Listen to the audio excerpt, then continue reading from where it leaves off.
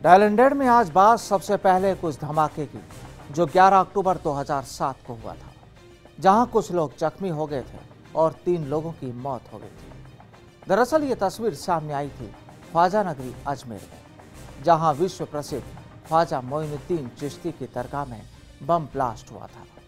दरगाह में हुए इस धमाके की गूंज के बाद सुरक्षा एजेंसियों ने इसके आरोपियों पर अपनी पकड़ बनानी शुरू की और आरोपियों को पकड़ा भी गया, जिसके बाद करीब 6.5 साल बाद एनआईए केसेस देखने वाली सीबीआई की विशेष कोर्ट ने 2 दोषियों को आजीवन कारावास की सजा सुनाई है। जयपुर से रिपोर्ट।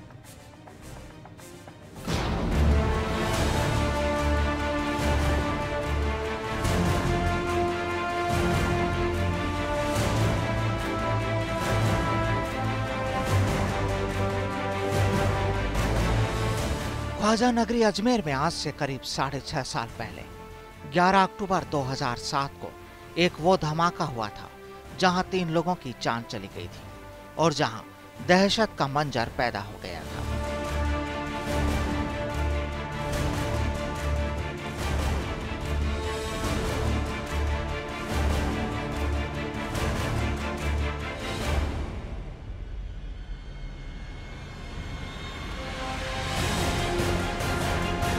दरअसल ये पूरी तस्वीर तैयार हुई थी अजमेर दरगाह में।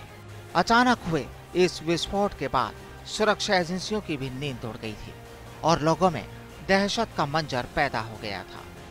लेकिन अब इस दरगाह ब्लास्ट मामले में दोषी करार दिए गए आरोपियों को सीबीआई की विशेष कोर्ट ने सजा सुना दी है।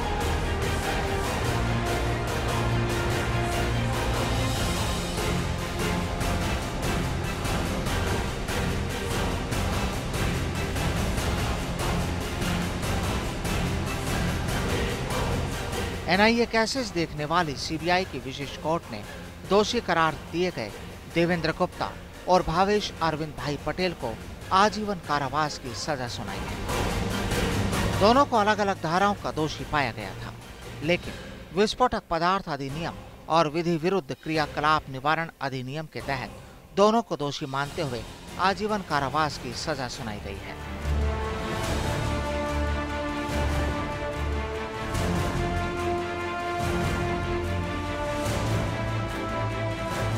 दोनों को सजा सुनाए जाने के बाद कड़ी सुरक्षा के बीच इन्हें जयपुर जेल ले जाया गया।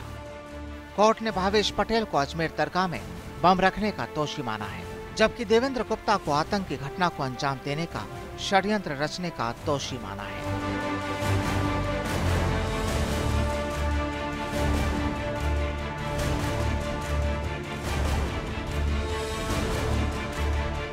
पॉइंट ऑफ सेंटेंस पे जो 2-3 तारीख एडजॉर्न की गई थी, आज अपना उसका पटाक्षेप कर दिया है। धारा 295A आईपीसी की, जिसके तहत धार्मिक भावनाओं को भड़काने का दोषी अभियुक्त देवेंद्र गुप्ता और भावेश पटेल को माना है, उसके तहत इन्हें कन्विक्ट किया गया है और भावेश पटेल को 7 साल और देवेंद्र गुप्ता को 5 साल की सजा दी है।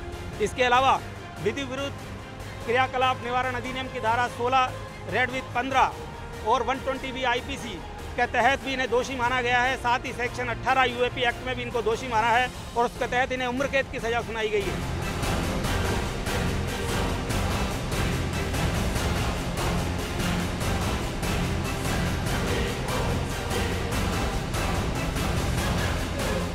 इस पूरे मामले में बचाव पक्ष के वकील का कहना है कि वे इस फैसले से संतुष्ट नहीं है। इस फैसले का अध्ययन करने के बाद वे इसके खिलाफ हाईकोर्ट में अपील करेंगे।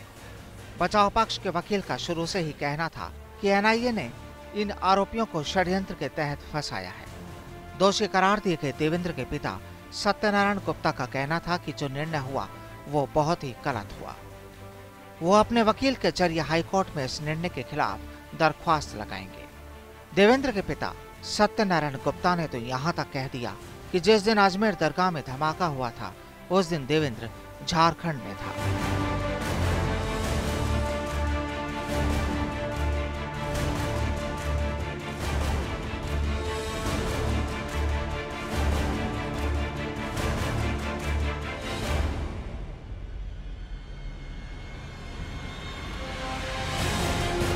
उसने ये गलत डिसीजन दिया है, बच्चे को फंसाया गया है। नहीं, बच्चा क्या था नहीं, आपका दोषी करार दिया गया कोर्ट के द्वारा। वो दिया पर अजमेर में था ही नहीं वो। कहाँ था उस टाइम? वो झारखंड, जिस दिन 8 साल से झारखंड में था। अजमेर में ब्लास्ट हुआ है तो उसका क्या लेना देना है उससे? फिर कैसे मान लिया? मान लिया वो एएनआई वाले और तुम जानो। अदालत ने मेरा तर्क नहीं माना और उसमें 120 की सहायता से ही सजा दी। अब आप किस आधार पे वहाँ जाएंगे? जैसे आपने पहले बताया था कि भावेश पटेल जो था उसका मोबाइल स्विच ऑफ था और वहाँ पर वो मौजूद नहीं पाया गया। आपकी कि मेरा ये कहना है कि जो रिकॉर्ड पर एविडेंस आई है उसमें कोई भी ऐसी एविडेंस नहीं है जो इन दोनों अभियुक्तों को अपराध से जोड़ती हो।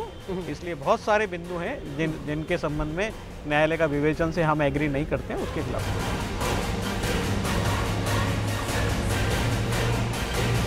बहरहाल कोर्ट ने देवेंद्र गुप्ता और भावेश पटेल को साधारण उम्र कैद की सजा सुनाई है। इस मामले में अन्य आरोपियों की लिप्तता को लेकर अब कोर्ट ने एनआईए से 28 मार्च को फाइनल रिपोर्ट पेश करने को कहा है।